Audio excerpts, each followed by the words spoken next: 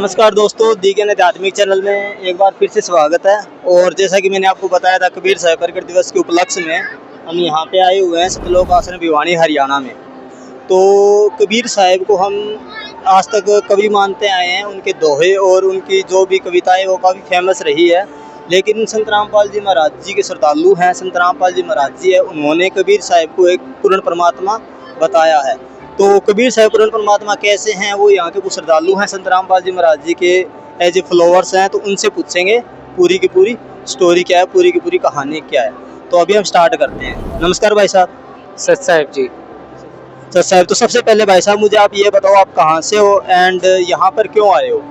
मैं राजस्थान से हूँ और मैं यहाँ पे कबीर साहब जी का जो 625वां प्रकट दिवस है वो मनाया जा रहा है, उसके उपलक्ष्य में आए हैं। जी बिल्कुल। तो ये जो कबीर साहब प्रकट दिवस मनाया जा रहा है, तो इसमें यहाँ पे हमें आने के बाद ये पता चला है कि कबीर साहब एक कवि न होके पूर्ण परमात्मा हैं। तो आप हमें ये बताएं, क्योंकि आज तक तो हम कबीर साहब की कविताएं पढ़ते हैं, उनके दोहे आज तक फेमस हैं, जैसे कि हमने स्कूलों में पढ़ा है, आपने भी पढ़े होंगे। लेकिन संत रामपाल जी महाराज जी का कहना है कि कबीर साहब एक कवि न होके पूर्ण परमात्मा है, वो कैसे हैं? जी, आपने सही बोला कि हमने सभी ने ये पढ़ा था स्कूल के अंदर कि कबीर जी एक कवि थे। लेकिन जब संत रामपाल जी महाराज जी ने वेदों से प्रमाणित करके बताया कबीर साहब जी पूर्ण परमात्मा है। वेदों में लिखा है कि जो पूर्ण परमात्मा होता है वो कुंवारी गाय का दूध पीता है। और ये जो लीला है ये कबीर सागर में भी लिखी हुई है, और ये जो लीला है ये सिर्फ कबीर परमात्मा जी ने की है। तो इससे ये प्रमाणित होता है कि ये कबीर जी पूर्ण परमात्मा है। बिल्कुल भाई साहब, आपने बहुत ही अच्छे तरीके से एक्सप्लेन किया कि आपने परमात्मा की परिभाषाएं बताई जो कहीं भी फॉलो नहीं होती। जैसे कि श्री राम हो गए, श्री कृष्ण जी हो गए, और भी जो देवी देवता उन पे फॉलो नहीं होते, और जो कबीर साहब पे फॉलो हो रही है। तो आप जो ये कबीर साहब का जो कबीर प्रकट दिवस है, वो ये किसके उपलक्ष्य में मनाया जा रहा है? ये कबीर प्रकट दिवस जैसे कि नाम से स्पष्ट हो रहा है, कबीर जी सह शरीर अपने सतलोक निज धाम से चलकर आए थे और काशी के अंदर लहर तारा नामक तालाब के ऊपर कमल के फूल पर विराजमान हुए थे। तो उसके उपलक्ष्य में ये कबीर जी का जो प्रकट हुए थे उसके उपलक्ष्य में ये एक दिवस के रूप में इसके मनाया जा रहा है हमारे गुरु जी संत रामपाल जी महाराज जी के सानिध्य में। ओके, मतलब कि ये जो है संत रामपाल जी महाराज जी के सानिध्य में बनाया जाता है? जी, ये संत रामपाल जी महाराज जी के सानिध्य में मनाया जा रहा है। जी बिल्कुल। तो आप संत रामपाल जी महाराज जी के मिशन से कब जुड़े? संत रामपाल जी महाराज जी से नाम दीक्षा कब लिया आपने? मैंने संत रामपाल जी महाराज जी से नाम दीक्षा सन 2013 में ली। 2013 में ली, यानी कि उस टाइम संत रामपाल जी महाराज जी जो आज जेल धाम के अंदर है, तो उस टाइम संत रामपाल जी महाराज जेल धाम के अंदर नहीं होंगे ना? नहीं। ओके। तो जैसा कि भाई साहब मीडिया के अंदर हम देख पा रहे हैं कि आज मीडिया में दिखाया जाता है कि संत रामपाल जी महाराज जी के आश्रमों में गलत काम होते थे, मतलब काफ़ी सच्चाई है या अफवाहें फैलाई जाती है, हमें नहीं पता। तो आप एज ए ग्राउंड रिपोर्ट पे आप क्या कहना चाहोगे उस बरवाला कांड के बारे में? जी, ऐसा वहाँ सतलोक आश्रम बरवाला के अंदर कुछ नहीं हुआ करता था। ये मीडिया ने जो भ्रांति फैलाई थी ये बिल्कुल असत्य थी। आप देख सकते हो अब 11 सतलोक आश्रम खुल चुके हैं, आप उनके अंदर भी जा सकते हैं।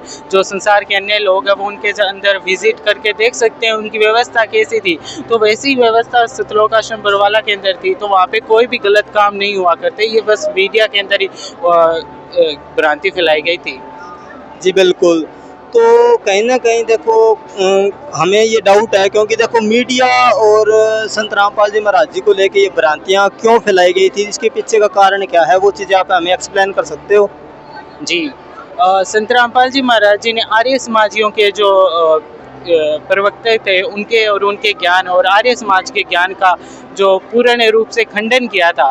तो उन्होंने मिलकर उनके जो आश्रम पर हमला करवाया, उनको गलत साबित करने के सिद्ध किया, क्योंकि उनकी दुकानें बंद हो रही थी। उनका ज्ञान तो कुछ है नहीं, वो ज्ञान में तो आगे नहीं आ सकते। संत रामपाल जी महाराज ने सभी को ये ज्ञान के लिए बुलाया था, लेकिन कोई नहीं आया। तो वो उन्होंने इस ज्ञान का उत्तर ज्ञान से ना देकर उनको ये भ्रांति फैलाकर उन्होंने प्रयास किया। जी बिल्कुल भाई साहब, आपने बहुत ही अच्छे तरीके से एक्सप्लेन किया। तो दोस्तों, इनका क्या कहने का मतलब क्या है कि ये संत रामपाल जी महाराज जी और मीडिया का क्या कनेक्शन है। ये कनेक्शन है कि संत रामपाल जी महाराज जी ने आर्य समाज जी की जो पुस्तक है उसमें काफ़ी अश्लील चीज़ें लिखी हुई थी, उसका खंडन किया था, जिस वजह से क्या है कि इनकी दुकानें बंद हो रही थी आर्य समाजियों की। उस वजह से उन्होंने मीडिया के ऊपर दबाव बना के संत रामपाल जी महाराज जी के ऊपर ये चीज़ें करके और उनको जेल में डलवा दिया। तो भाई साहब, मेरा आपसे नेक्स्ट क्वेश्चन है कि आप संत रामपाल जी महाराज जी से जुड़ने से पहले क्या भक्ति साधनाएं करते थे, और संत रामपाल जी महाराज जी से जुड़ने के बाद आप क्या भक्ति साधना करते हो? हम संत रामपाल जी महाराज जी से जुड़ने से पहले ये जो अमूमन हिंदू घरों के अंदर होते हैं वही साधनाएं किया करते थे।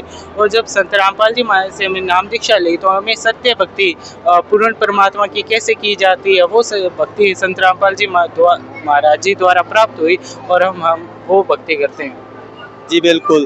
तो संत रामपाल जी महाराज जी के मिशन से जुड़ने के बाद आपको समाज के द्वारा किन किन चीज़ों का सामना करना पड़ा? जैसे कि शुरुआत के अंदर जो ऊपर ये भ्रांतियाँ फैलाई गई थी संत रामपाल जी महाराज जी के खिलाफ, तो समाज के अंदर कुछ व्यक्तियों के जो सच्चाई नहीं जानते थे वो संत रामपाल जी महाराज जी का विरोध करते थे। एक तो उनका विरोध हमें झेलना पड़ा, और कुछ लोग कहते हैं कि संत रामपाल जी महाराज देवी देवताओं की भक्ति छुड़वाते हैं क्योंकि उनको ज्ञान नहीं है, वो आके देखते नहीं है, या वो ज्ञान उन्होंने सुना नहीं है, सुनी सुनाई बातों पर वो विश्वास करते हैं। तो ये भी एक कारण रहा। और संत रामपाल जी महाराज से जुड़ने के बाद लोगों का भी ये हुआ कि एक अलग मार्ग पर चले गए हैं इन्होंने, या अपना धर्म परिवर्तन कर लिया, या कुछ ये भी एक कारण था। जी बिल्कुल। तो आपने काफ़ी चीज़ें बढ़िया तरीके से बताई और काफ़ी अच्छा भी लग रहा है आपसे ये सब सुन के। तो अभी जो आपकी उम्र है वो काफ़ी यूथ हो, आपकी उम्र काफ़ी है, एक युवा हो के आप संत रामपाल जी महाराज जी से जुड़ रहे हो, तो आप संत रामपाल जी महाराज जी से जुड़ने के बाद किन किन बुराइयों को छोड़ चुके हो प्रॉपर तरीके से?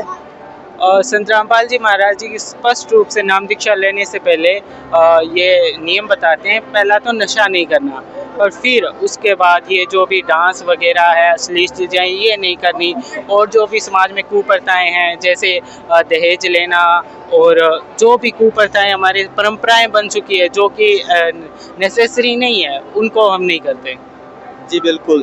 तो दोस्तों, सबसे यूनिक पॉइंट मेरे को इनमें यह लगा कि संत रामपाल जी महाराज जी के मिशन से जुड़ने के बाद ये आज प्रॉपर तरीके से जो है वो ना तो शादी में दहेज लेते हैं और ना किसी प्रकार का नशा करते हैं और ना ही किसी प्रकार की अश्लीलता देखते हैं।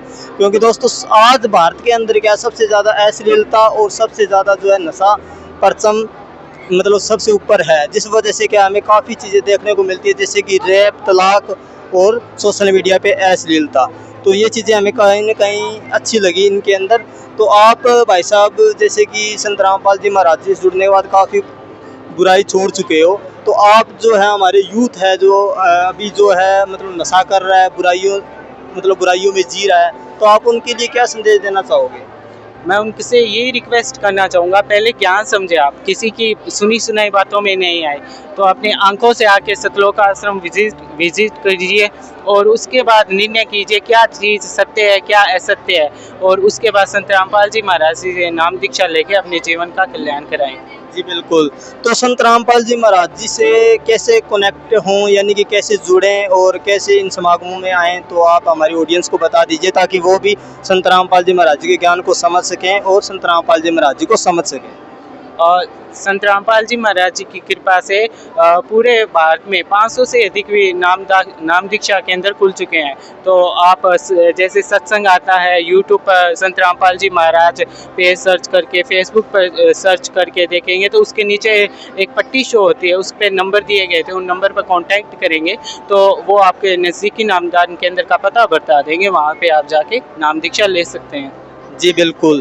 तो मेरा आपसे लास्ट एंड फाइनल क्वेश्चन है कि आपको सबसे अच्छी चीज़ इस समागम में क्या लगती है? इस चीज़ में सबसे अच्छी चीज़ हमें यही लगती है कि एक तो यहाँ पे हमारे गरीबदास जी महाराज जी का वाणी का अखंड पाठ चलता है, और यहाँ पे निःशुल्क भंडारा भी है, और ये जो दहेज प्रथा है उसका भी खंडन करके यहाँ पे निःशुल्क रमेनी जिसको हम बोलते हैं वो कराई जाती हैं। तो ये चीज़ें हमें बहुत अच्छी लगती हैं। जी बिल्कुल, बहुत बहुत धन्यवाद आपका। धन्यवाद जी ठीक है।